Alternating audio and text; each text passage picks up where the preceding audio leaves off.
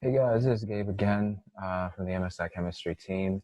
In this video, we are going to be doing another concept in context, again connected to calorimetry, but we're going to focus on the heat transfer between two systems and give some special attention to what happens when you need to find the equilibrium temperature between two systems in order to calculate some other values. So let's get right into the problem. All right, so we've got this problem here. A biology experiment requires the preparation of a water bath at 37 degrees Celsius. The temperature of the cold tap water is 22 degrees Celsius, and the temperature of the hot tap water is 55 degrees Celsius. If a student starts with 90 grams of cold water, what mass of hot water must be added to reach 37 degrees Celsius? So I'm going to draw this number line here because, again, I think it's helpful for these calorimetry type problems. We've got the cold tap water coming in at 22 degrees Celsius. So let's not mark that there yet. We've got the hot tap water coming in at 55 degrees Celsius.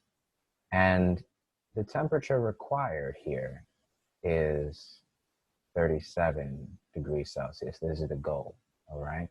So we can calculate a change in temperature here. We can calculate a change in temperature here. We've got the masses, and we've got the specific heat capacity, right? Because these are both water. These systems are both water. So when we mix them, we're going to be using the same heat capacity, all right? So the thing that's important to remember is that the hot water is higher in thermal energy than the cold water.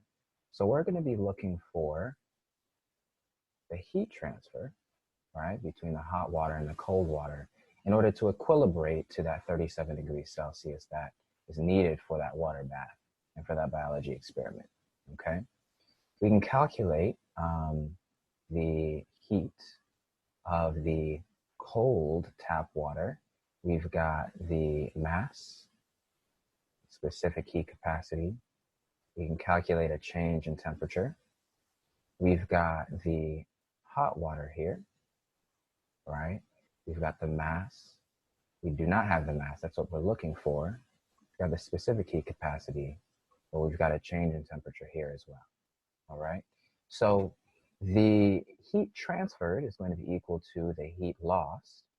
And so what we do need to do, though, in order to get a positive mass value is actually set one of these equal to, make one of them negative, right? So we're saying that the heat gained by the cold tap water is going to be equal to the heat lost. And we denote that by negative Q subscript H, all right? So when we go here and we're looking for the mass of the hot water sample, we're going to take this equation here, all right? We're going to rewrite that and say our mass, we've got 90 grams times the specific heat capacity of water. And we've got a change in temperature here, which is, we're going from 37 to 22, final minus initial, all right? And that's going to be equal to this mass that we don't know of, specific heat capacity of water, once again, times this, we've got final minus initial again, right? The change in temperature for the hot water sample. We're going to take these, okay? Actually, what I'm going to do is going to be really cool. We're going to take these and we're going to set them under here as if we were multiplying. And we're going to divide by that product between the specific heat capacity of the water and the temperature change of the hot water. And there we have the mass of the hot water. all right? So we're gonna see here, we've got, we've gotta make sure that we set this negative in order to carry this sign that we've got here. And we should get a positive mass value, all right? We've got temperature in its correct units. We've got grams here is what it should be. And then the specific heat capacities, those are joules per gram Celsius. And so when we cancel out, so joules gets canceled by joules, grams to grams, Celsius, we're going to end up with grams at the end, and that's going to give us the mass of our hot water sample. All right.